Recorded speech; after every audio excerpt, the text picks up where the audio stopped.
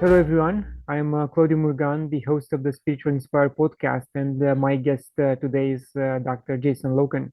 Dr. Loken has 25 years of experience in the health and wellness industry. He combines his decades of practice in naturopathic medicine, osteopathy, integrative medicine, meditation, yoga, and metaphysics in the creation of books, products, online courses, and retreats. His mission is to support and inspire others in finding their own path to greater health, true potential, and joy. He is the author of several books, including his most recent one, Natural First Aid Essentials for Every Family. In order to support this mission, Dr. Jason launched the Inspire Health podcast in 2019, interviewing inspirational leaders, visionaries, and game changers in the fields of health and wellness, mind-body medicine, spirituality, and more. Together with his wife Thea, they created the experiential platform Inspire Life Multiversity, where they take the wisdom unveiled through varied top guests on the podcast and make it practical and relevant within the everyday. These tangible experiences, known through online courses, take participants through a transformative journey of true higher education while awakening them to a purposeful and inspired life. Jason, thank you very much for being with me today. Always great to see you again, Claudiu. Yes, you are here for the third time, and we can't get enough of you with your wisdom and your experience. And I can also add to your line of books, your contribution to the Letters to Water anthology, which was launched in November. So thank you for being a contributor. Oh, my pleasure. Yeah, we got that one just a little while ago too, and got to skim through and see some of the beautiful letters that all the different authors have contributed into that book. So I was saying to my wife, that's a really great book for almost like a coffee table book. I can see people like picking it up and just reading a short story on it, and kind of fills them up, and then pick it up again at another time. It's got a lot of really beautiful pieces for people.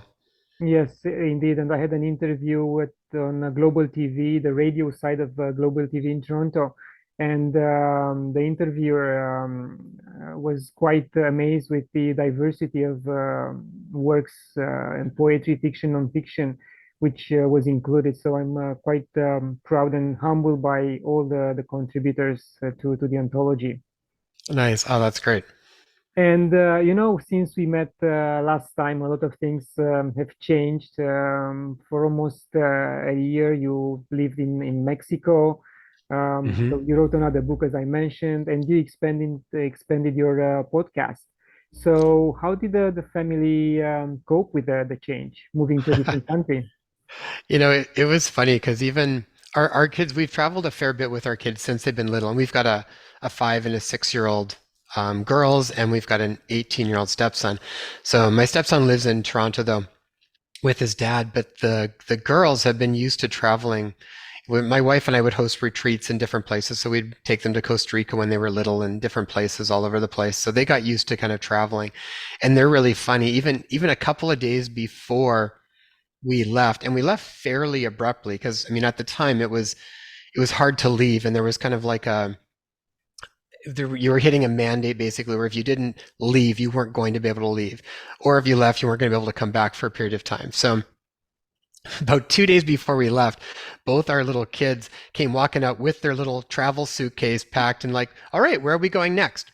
And literally about 2 days after we had booked, and then we had actually headed off to Mexico, and we were there for just under a year. And I mean, it was a really, I mean, all of these are experiences, right? I mean, it's like, I don't really think of too many things as good and bad anymore. I really just think of them as experiences and what are they bringing us. And we really had a pretty amazing experience. Met lots of amazing people out there. We got out there. We were able to kind of live out there for close to a year. Our kids were at a total jungle traditional Waldorf school, and I mean, some really wild experiences that they had. So all in all, it was really neat, and it actually was a major catalyst for even the writing of that newest book, the Natural First Aid Essentials, because like when you're traveling, you don't have access to what you're used to having, and A lot of people, I think, right now are really wanting to just learn how to do more on their own. I mean,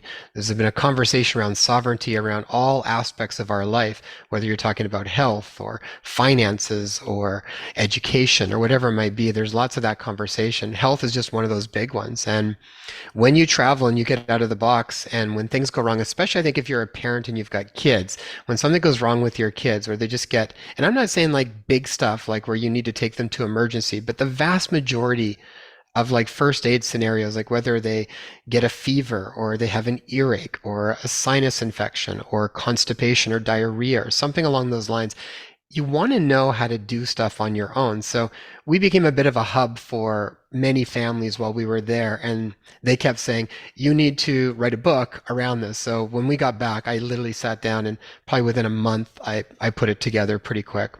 Yeah, it's fascinating. And you are right. I mean, we don't have to buckle under pressure if something happens to our family. We have to know where to go, how to handle the situation. And going back to the experience your girls had in Mexico, the same happened to our boys. Of course, it's a different age bracket, different requirements, different expectations. But in the end, even if our Panama experience was short-lived, they got something out of it. They were exposed to a different culture, life on the beach, life in a sunny weather pretty much all the time. So I think maybe later in life they will appreciate what they were exposed to. Oh yeah, and I think even right now, I think I mean, kids are like sponges, so they really do suck up stuff. I really am a big proponent that one of the best ways um, to help raise children if you're able to do it is get them out, get them exposed to different types of environments, let them see that people do things very different in very different places, so you're not having to try to teach kids something. They know it firsthand. um, to me that's like forever going to be valuable experiences wherever it lands for them, but just that they've had these different experiences. I think it's all been really great. Yes, and I know, and you know also Mexico is a culturally rich country, and they also been exposed to, plant medicine. Has your, spiritual life changed there, or have you tried anything odd while in Mexico? If you can share with us, of course. We didn't, there definitely is lots of different places, and definitely when you get into the world of like plant medicines, I definitely think it's like you need to, it's become such a popular thing that I think actually people have to be very aware of who they're doing it with, where they're doing it with. I even think the environment is incredibly important too, because there's an interaction with plants and the local indigenous environment that they're supposed to be in. Like something like ayahuasca, for example, is really a medicine that's meant to be in relationship with the jungle, whereas doing it out in like redwood forests or something might be a very different experience.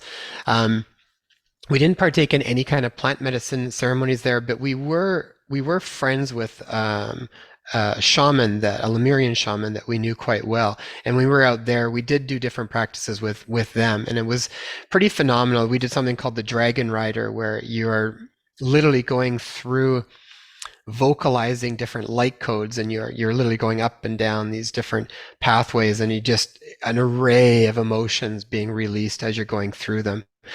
Pretty powerful stuff, and also incorporating different ceremonies there pretty regularly. We took part in a lot of ceremonies. So ceremonies in the sense of like traditional cacao ceremonies. We would do traditional sweat lodges. Some of the stuff that's really indigenous to even almost like even more of the Mayan kind of tradition tied in with that too. So we were in an area where that was a more influential tradition. So we incorporated a lot of those types of things, even sound baths and um, lots of sort of yoga practice and meditation, that sort of stuff for the most part. Yes, indeed. And you mentioned the cacao ceremony. In fact, I had an interview yesterday with Angela de la Agua. She lives in Joshua Tree, and she's offering these type of ceremonies. And she talked at length about the sacredness of cacao and Hmm. what exactly one should expect from this type of exposure. So for those interested, please listen to that interview because she talks at length about What that. I love about those types of ceremonies is like there's so many layers to it. There's a lot of depth to those things. So we actually had our girls with us when we did the cacao ceremony. They took part in the ceremony too. And so they actually did some of the cacao and they did the meditation, the sound bath and the whole thing. And there's a what I love about it is there's this intimate relationship with plants. Even such a separation from a lot of even Western herbalism. It's like even going through naturopathic school, there was more of an emphasis on the pharmacology of plants as opposed to the sort of eclectic experience. They did try to blend them, but you can tell, things move more and more medical in the West, and we sort of separate from all the other bodies of health that I think are inherently associated with plants. So, but cacao is a very powerful plant, and there's a lot of history with it. So being a part of the ceremony with traditional shamans that actually do these ceremonies, it was really beautiful. It was actually probably one of my favorite ceremonies that we had done. Great, great. As a health practitioner, can you practice in Mexico? Are there any restrictions? And I'm not talking about online sessions, but locally on the land. I think you would have to still do, I mean, Mexico is kind of one of those areas where there's a lot of flexibility. I think you can definitely depends on what you're doing. And there's pros and cons with stuff, like setting up a business right where we were. We also got certain warnings around that like if you set up your own business, almost all the businesses actually have to pay a certain thing to the cartel. That's a real thing that you do have to be aware of when you're in certain places. And they all basically, that's just a part of doing business. If you set up a shop, then a certain amount goes there. Um, so those were all sorts of things that I had no desire to set up shop right there. If I wanted to, you would have to still be, I think you still have to be licensed within certain disciplines, but it's not the same as being in North America. I think you could do it in a lot of different ways, or a lot of people just do it privately. Yeah. So I met people when we were out there that were a lot of like RMTs or acupuncturists or whatever, and they're just doing it on their own. So I think it's pretty easy to do that too. But I think if it ever came down to it, you probably still would need to have a license of some kind to be able to do certain types of therapies. Yes. Plus a good relationship with the cartels. Yes. Yeah. Or a good relationship with the Cardells, and then you can kind of do whatever you want. Yes. So, Let's go a little bit deeper into your latest book, Natural First Aid Essentials for Every Family. Let's unveil what's in there. yeah, for sure. So, like I was saying, that really, I mean, we've traveled a lot. So, over the time, especially with my kids, it's something we've kind of created a fairly extensive natural first aid kit because whenever we've gone anywhere, if something happens with the kids, you just want to be able to do things on hand. I mean, it's also that's the work I do, so I'm comfortable doing that type of thing. But when I would talk to like older patients or patients that were often from like Eastern Europe, or even Asia, and some of the older patients that I would have, they knew a lot of stuff. Like they actually knew how to take care of things because they often had to, right? Or they didn't have the money to do stuff, or they just didn't have the convenience. A lot of times, people lived out in the country and it might be hours away from something, so you'd have to figure out how to do things on your own. So they were well aware of herbs and poultices and different practices that you can incorporate. When we went to Mexico, we brought a fairly extensive first aid kit that's got a whole list of things. I've got different herbal remedies, I've got homeopathic remedies, and even home remedies that you can do like on the fly from at home, like key ingredients that you might want to have that we talk about in the book. But when we were there, I just found once people kind of realized who we were and what we did, it was like next thing I know, I'd be getting a text and, oh, my daughter's got an earache. Can I come over and can you check that out? Or, oh, my kid just broke out into a rash, or they got bit by a spider, or they whatever it might be, right? And so we kind of became a bit of a hub for a lot of the first aid stuff. And my wife was saying to me, she's like, you need to put this all together because people need to know how to manage some of this stuff and have their own thing. And it's a mix right now too, because I found a lot of people are just not comfortable going to the hospital.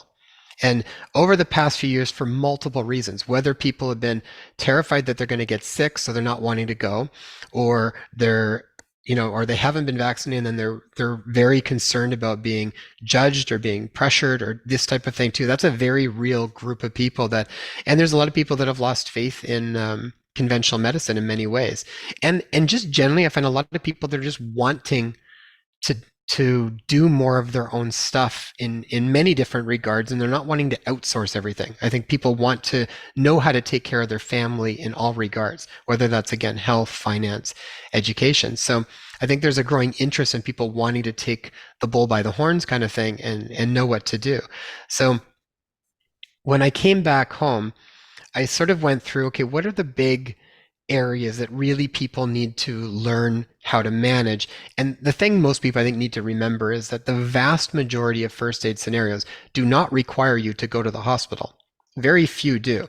But because we're so used to outsourcing health, I think that, and we don't know what to do, it's scary, especially if something goes on with our children or they have a fever and you've never had to really deal with that, or you're only used to just suppressing it, then you get kind of scared, and then you sort of just look to sort of bring them to the doctor or the hospital. It's not that I'm saying don't take them to the doctor if that's an option and that's what you're most comfortable with, but a lot of people want to know what else you can do. And so many times you can do natural things that often address the roots of the problems rather than just trying to suppress symptoms. So I created 6 major chapters, and we look at things from tummy troubles to cold, flu and immune support, fever comfort, ear and sinus congestion, bumps, bruises, burns, and scrapes, and then bites, stings, and rashes. And I think that covers a lot of the big, probably 90% of the stuff that people are going to come across. It's like if you get traveler's diarrhea, how do you work with that? I guarantee you go to like Mexico or you go to Bali or you go to somewhere, at some point you will end up with traveler's diarrhea. And what can you do? And what do you want to have on hand with you? Because part of it is knowing the information, and the other part is having what you need on hand so that when the time comes, you can implement it right away. It's like if your child gets an earache, there's certain things you want to do right away, because if it's not taken care of properly, then you may need to have to go down the road to the hospital or something along those lines.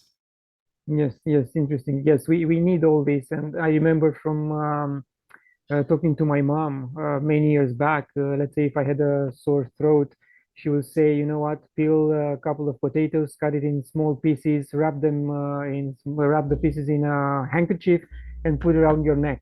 In one day or day and a half, the pain will be gone. Or if you have swollen feet, wrap them in cabbage leaves or something like that. So something miracle about every single um, nature product which we can look into, and this might is something you mention in your book, I assume. Yeah, we talk about a lot of different things, and I break down some of the key poultices. I'm even kind of I put a whole group of my favorite poultices that I will probably do as an online course at some point, because sometimes I think it's helpful for people to actually see how you put them together and implement them. But it's like that's a really easy thing to do that you can access almost anywhere in the world. And whether like some of them we talk about, even like a potato poultice or ginger poultice. I mean, ginger poultice is great too. I just think it's fascinating because you think like, our potato, like how's a potato going to do something? But it's like nature really does provide it. It has antidotes for almost everything. And if you learn how to use them, part of it is I think we've also been accustomed to think that things need to be really complicated and really kind of sophisticated and only in the hands of people that know sort of this, how to understand that even type of language and all the pharmacology of it and stuff.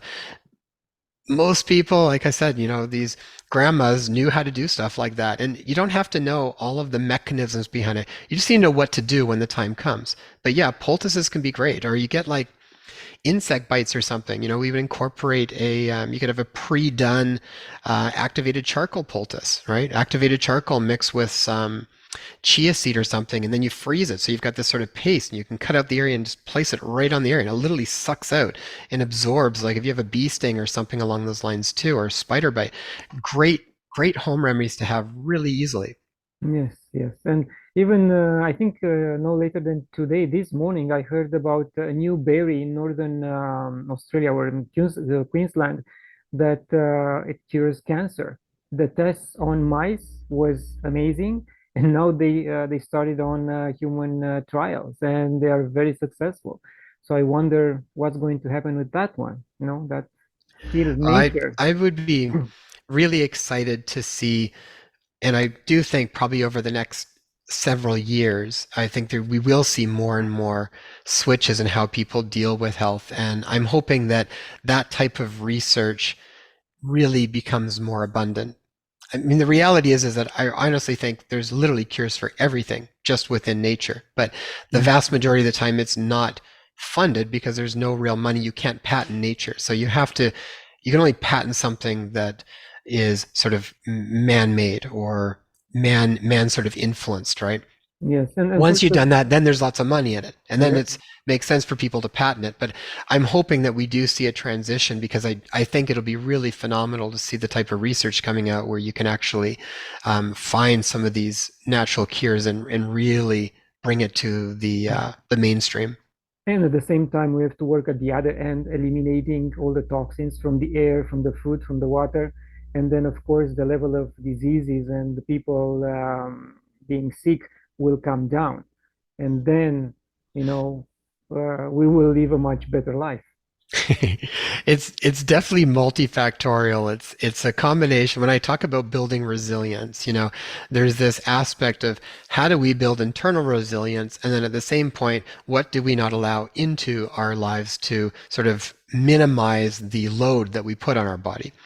There's a lot of load, from everything from environmental pollution to pesticides and insecticides in our food to EMF, all of that sort of stuff is all the external stuff. So you kind of do the best you can with trying to minimize that. But if things keep moving in a direction down the road, I'm hoping that stuff eventually just becomes less and less. I think more people are becoming aware of it and not wanting that anymore. So, do you think that eating the bugs will help us become healthier or not? That eating, sorry? The bugs, The bugs. Do you mean like the bugs like intestinal flora bugs, or do you mean like when they're moving to eat more insect-based protein? insect-based protein. It's funny. When I first saw that was when I was 18 and I went to Japan. And I was in Japan for about 4 months. I did a lot of martial arts and I went to Japan to study at the Hombu Dojo there in Japan. And that was actually the first time I ever saw insects. You'd see big buckets where people would go and have like literally like crackers, like snacks. Um, Definitely not something that you see out in the West very often. And I think there's probably a whole bunch of layers to that, but I don't think that's ultimately where we're going to get more of our health and nutrition from, is probably not from insects. Okay, thank you for that feedback. And now that you are back in Canada, are you trying to build a like-minded community, like-minded people community in where you are, or how do you move forward from here? Yeah, we're pretty settled now. We really like where we are. We've created a dynamic with my wife's family, which we wanted to. We kind of knew we were going to eventually all be kind of creating a space together to help them, to help look after them as they get to their older ages. And our kids are also there, so they're able to come and see their grandparents. So we've created a really nice dynamic here. And this is where we're going to be setting up. I love where we are. Um, we have definitely opened up where we started to do some community health talks and getting connected with our local environment, different people. There's a bunch of proactive groups out here that all are very interconnected, even groups on like how to harvest food, how to like build things, natural health. Like there's lots of groups that are building up right now. So as far as being able to be connected to them, I think that's a really important part right now is however you can connect to community. I think if you can connect to local community, great. I would say even more of our community has been through the podcast. We have connected with vast majority of people in very amazing ways. I feel like we've created like some really strong friendships just through interviewing guests and connecting with them and speaking with them after and working together on different projects. And that even is what kind of stemmed towards the concept of the Inspire Life Multiversity to some point. That's really collaborating with some of these people that I think are doing some really amazing information and being able to actually create those into courses so that people can access it in a more user-friendly way. The podcast is wonderful for getting information out. I feel like it's a great beacon for just like, I mean, to me, it blows me out. Sometimes I listen to some of the episodes, I'm like, that's such an amazing episode. Like, that is such important information for people to listen to. Or a series, we do a series on, say, energy, frequency, vibration, magnetics, the next era of healthcare. Or we recently did one that was on the illusion of free choice, a return to mastering our own life. And we look at that from as many angles as you can. And in the process of it, that's where we start to think, oh, we should really create a course so that people actually know how to implement some of these types of things that we've talked about. Because there's one thing to hear it, and then there's one thing to know how to actually put it into action in your life. That's kind of what the whole multiversity is around. And as we move from, this understanding that we're sort of not just one, but there's this, multidimensional self that we are connected with, there's a lot of layers that I think is important for people to start to explore. Yes, and I'm glad that you mentioned the illusion of free choice series because, this is something that was very visible and palpable for the fringe minority in the last 2, 3 years, but not for everyone else. So why do you think that's the case? Why do you think that people still think they have free choice in an environment which is pretty much mandatory? Well, what definitely came out of that conversation, because we talked about that from many different levels, and I'm always really curious to just I'm really just wanting to invite people on my own journey because I don't know all the answers and I'm wanting to keep learning and expanding, and I love having these types of conversations. So like, for example, with the illusion of free choice, we wanted to sort of play with that from many angles because there was a lot of stuff around our freedoms being sort of pulled away from us, right? But I wanted to go way beyond that and look from even more of a metaphysical perspective around choice and free will and where are we really acting from? So a couple big things came out of that. So we looked at all the traditional things. We looked at like how language has impacted our ability to make free choices. We looked at all the stuff around programming and media and propaganda, and we looked at all of those sort of aspects and talked to experts in all of those different areas.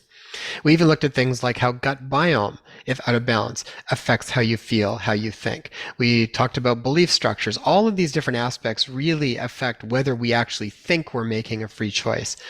The thing that I think resonated with me the most was the conversation around who is it that is actually making the choice?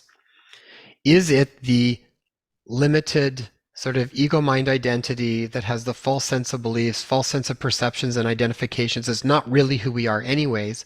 Or are we making choices from that higher self? Are we embodying that and making choices from that place?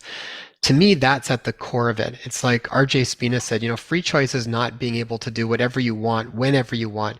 Free choice is ridding yourself from the tyranny of the finite mind. That's ultimately where we step into it. So I think from that perspective, we can be free regardless. But I think in the process of all of this is that when you're connecting more to that true self, I think you start to choose differently. And that's ultimately where the free choice, even if someone has a restriction on something outside of you, how you choose to interact with that and choose. And if you're acting from that true self, you're going to be still choosing freely within that. Yeah, so along the same vein, I heard a lot of public figures saying that we all have a unwritten social contract which makes us to obey the many or the rule coming from the top. How do you embed this concept and this mentality into you just said?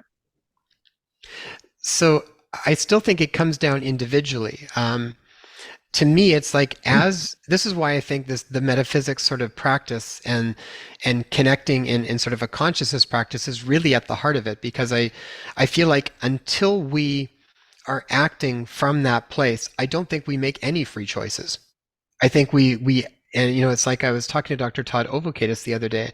He said that he believes about 95 to I think 97% of everything that we do comes from a program, and we are literally acting like an automaton. So regardless of what's going on outside or inside, I think most people have always been choosing from there. I think it's coming up as more of um, a lot of times I think what happens is what we are often dealing with internally is being reflected in the global environment. So I think we're just seeing that coming up, but it's causing us to have to go back within ourselves and look at where are we? Where have we been acting from? Am I in alignment with my heart and my brain? A lot of times I would say most people are not, and that's going to create a lot of conflict inside the body. So regardless of what's going on, I think still the process is an individual process. And the more that each individual starts to connect to that and then really listens to their own instructions, personal instructions that arise within themselves in the spontaneity of the moment, and listen to it, that's what's going to change everything. Yes. So regardless of what I don't care what the masses do with anything. I care what I do and how I'm interacting with life. And I honestly think the more that I do that, that's the best thing I can do for myself, for my family, for my community, for the world. It's the best thing really anybody can do, because as you do that, and the more you understand how the metaphysics of things work, that is what extrapolates out. You become a beacon for that. So as you probably know, Claudiu, you can't tell somebody to do something and they're going to do it until they arrive at a certain place themselves to do it. I actually think we're out of alignment when we're trying to do that. I think there's a point where it just doesn't make any sense. I think the most we can do is just be who we are, ultimately act from that place. Don't censor yourself. Be more and more authentic and real with yourself at all times and in all situations as best as you can. But allow your own personal instructions to inform you spontaneously as you're moving through life. So even if you have an idea of who you are and a self-perception, and then something happens and you're like, oh crap, I thought I was going to do this and I didn't do that, I did this. If we're connected, allow yourself to be malleable with it, but just keep trying to connect into what really is speaking to you. Yes, and for those who are scared by the metaphysical concepts and going deeper into self-reflection, I mean, they can always go back to something practical, which is the common law. So as long as you don't hurt someone or damage someone else's property, then means you stay in honor. Then means you are your own self, and you can be sure that what you are doing is right, and you don't have to allow someone else to tell you what to do, especially if it comes against your own belief system. Mm-hmm. Well, this is where I think, it's like this top-down model. It's like a lot of times the things that are more in the abstract, like the spiritual, mental, emotional realms, filter down into what's concrete. And so if you're working with some of those things, you will be drawn to certain ways to act then in the world, right? But if that's not adjusted first, I don't think this is optimal. So like what you're talking about, a lot of times when people start to go through that and they're like, okay, well, that doesn't feel right to me. Like there's got to be something else. They will then probably come in contact with something like common law if that resonates with them, because that's where they're moving to. I've had conversations with many people that have come across that, and that healthcare workers, and that was a really big benefit for them that helped them allow themselves to actually act and follow through with that and not run into certain repercussions. So that's where I think when this changes up top, now you'll find the answers on how to do that practically in your world, in the physical. Yes, but also I found myself that personal experience, but by talking to other people, is that in Canada, and I think in US, in certain circumstances, the common law is not recognized. They just don't want to admit that there is something else besides civil law. And when you go to a court, they might dismiss the case completely, because they don't want to recognize common law. Yeah. Yeah, I know. And I think in a lot of ways it still was trampled over for lots of different people. And that might just be a part of what is then going to bring more awareness around that.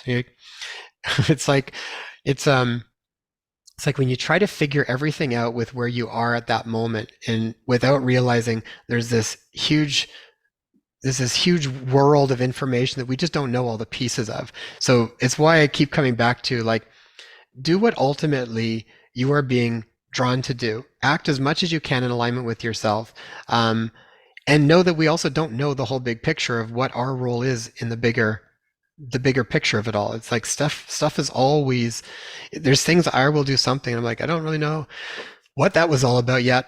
And then months down the road, something will come up. It's like, oh, that kind of fits in. I can see where that's kind of played a role with things. So it's why I think you just try to connect back to what you are really being called to do. The biggest problem is when we act and we know we're totally out of alignment with what we are really feeling like we should do. I actually think that is at the heart of most illness that people deal with is when they are really disconnected, when what they are doing in the world is very out of a balance with what they really genuinely in their heart know to be true. So that's why I want people to connect to that and then let that inform the the intellect.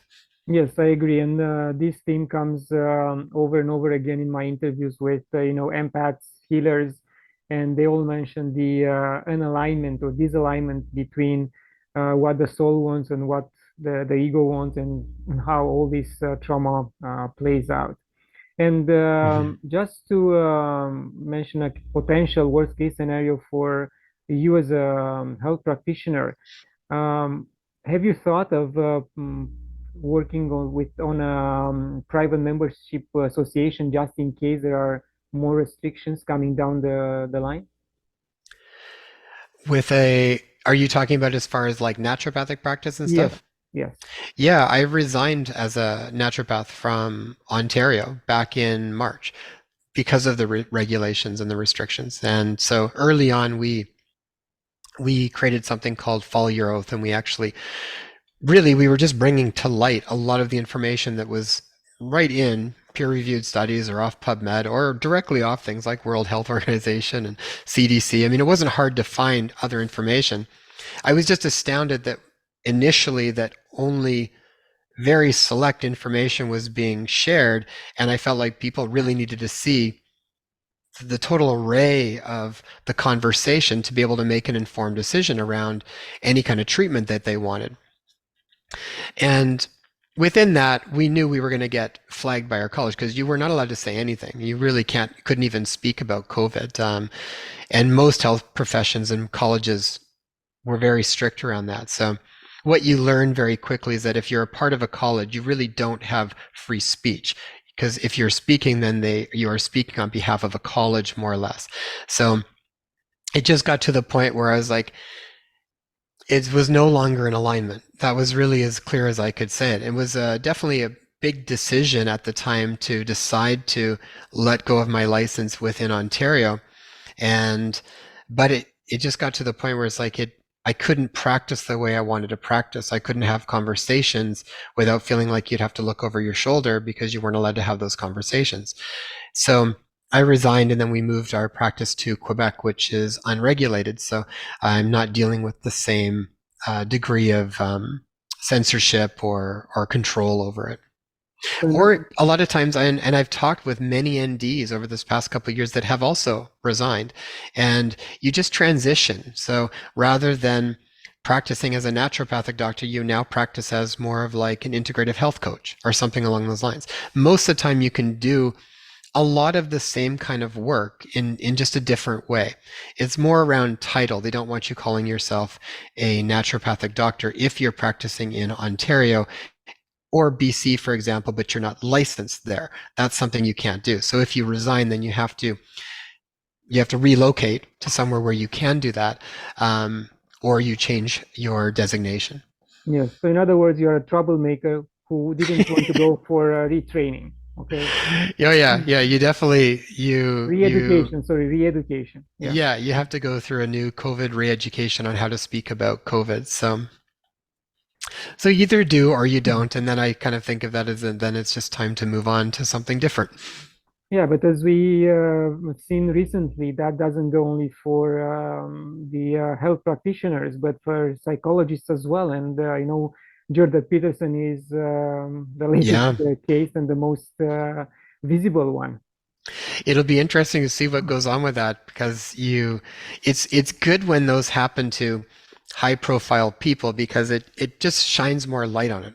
Still, I would say at this point, a lot of people don't realize the types of restrictions that are on, because I would get a lot of times, well, why aren't people saying more about this? If that were true, then there'd be more talk about it. It's like you don't realize there's a lot of repercussions to speaking out about things if you're tied to a college.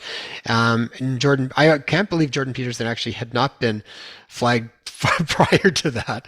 So, but it'll be interesting to see what happens because he's not the kind of guy that's going to back down. He'll have his say on it, and I'm curious to see what goes on with that. But it's good. It brings more and more awareness. I think all of this is to bring to light just what's going on in the world, period, and then to relook at it, and then hopefully we can make new choices, create Yeah, something yeah. different. And I think in his case, those who are awake and understand what's going on also can pinpoint to, the government, clamping on the association, psychologist association to get to Jordan.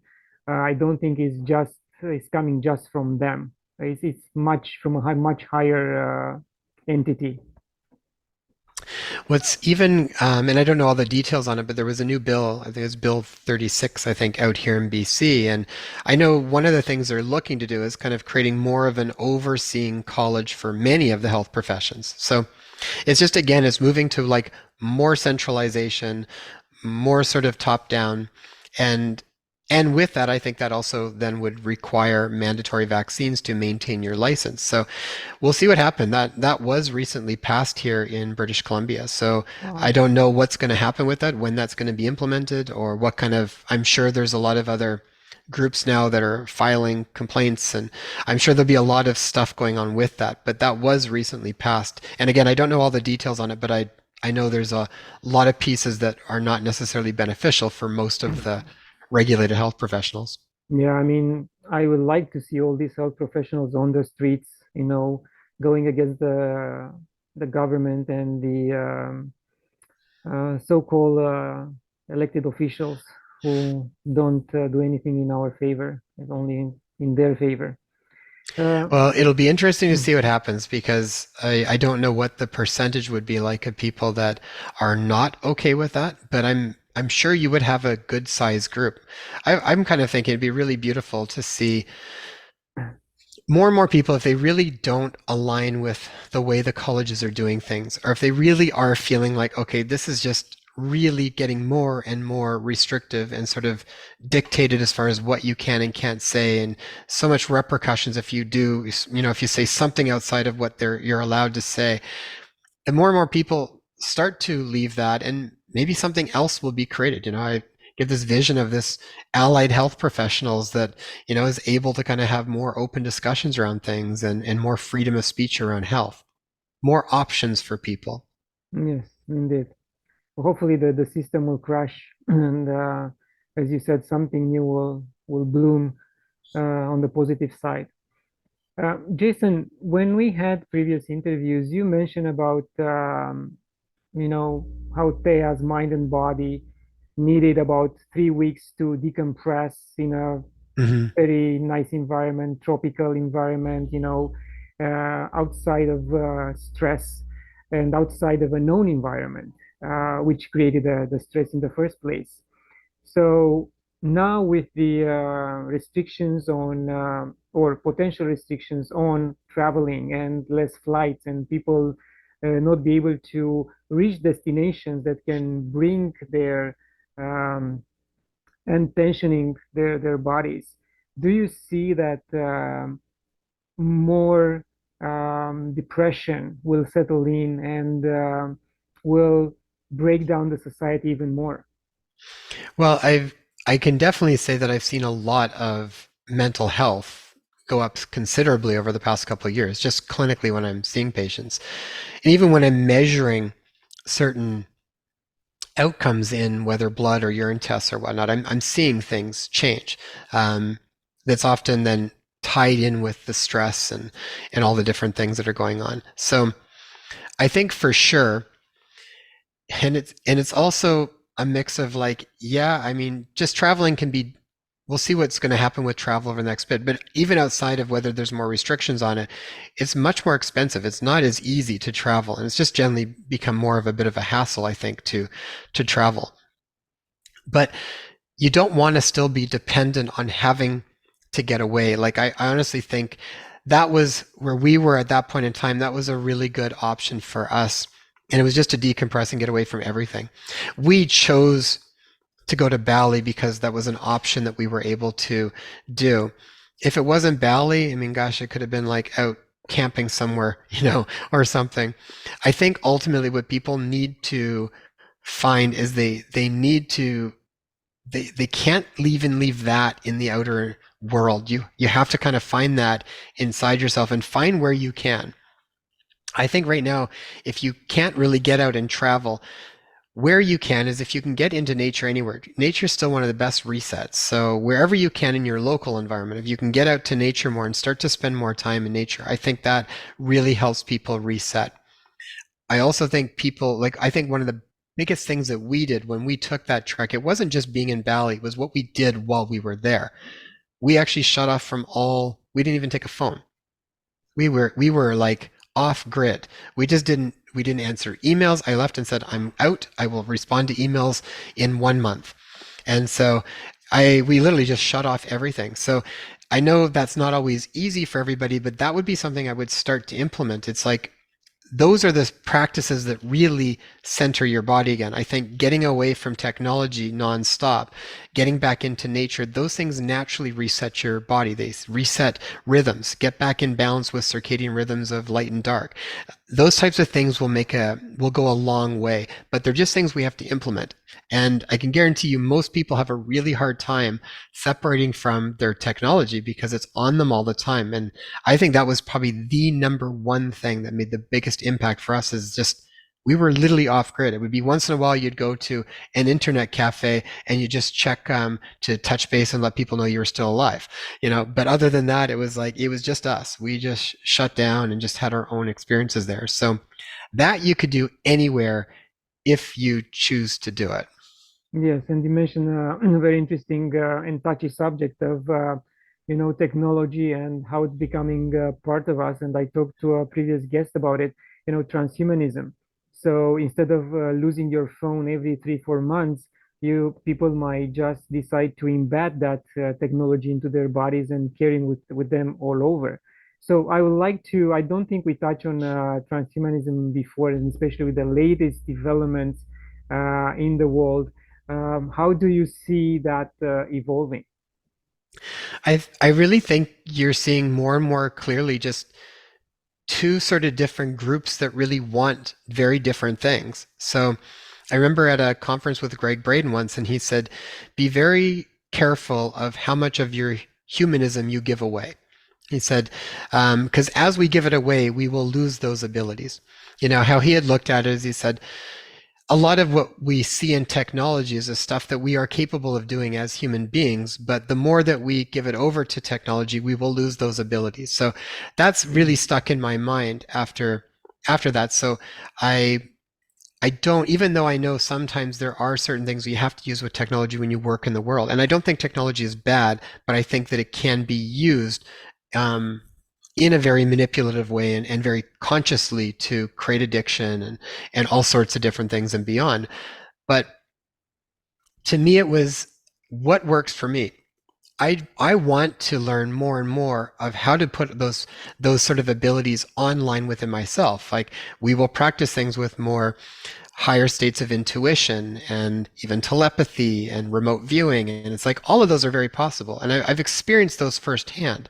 And I even know now, even as far as from an intuitive level and almost like more of a telepathic level, those faculties come online. The more you nurture them and the more you're not, I find the more I'm not giving them over to technology. So but then you've got other groups that like are fascinated by technology. They love it. They would be all in with that. And so it's this mix between how much of that is what they're just sort of signed up for to experience, how much of it has been just being manipulated and programmed. I think there's a big blend of it, but ultimately, I think you're seeing a very clear separation. People are either all excited about that or they really want nothing to do with it and they want to move in the other direction. Where that's going to play out, we'll eventually see. But I think that it's an important one to pay attention to inside, because if you are not craving that and you're wanting to develop those skills yourselves, then it really does mean then you need to spend time to try and develop them and not be so immersed in technology all the time. Yes. So in other words, some of us will go to the in a deeper level of the matrix, and some of us will try to get out completely. It's funny. It's like the concept of the matrix even came up when we were doing the illusion of free choice, and just different variations of that. Even like Dr. Todd Ovakadis had talked about the matrix, and he said ultimately he thinks the matrix is really the unconscious. It's like how much of what we do are we doing just unconsciously? And what we do know is that there's a lot of programming that comes in very easily right from, even prior to being born, even just in the womb.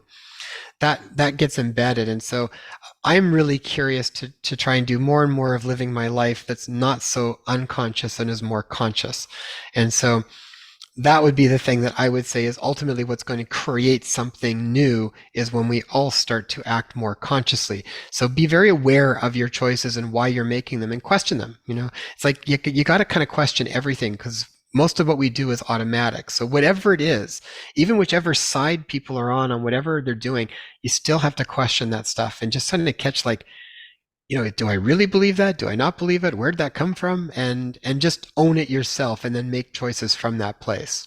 Yes, it's very hard to undo things which we learn most of our lives, and especially for the new generations. And we as parents have a hard time telling them or teaching them to unlearn and explaining them how to unlearn certain things. So it's not It's easy. it's a big it's why I think you're also seeing lots of changes in education right now.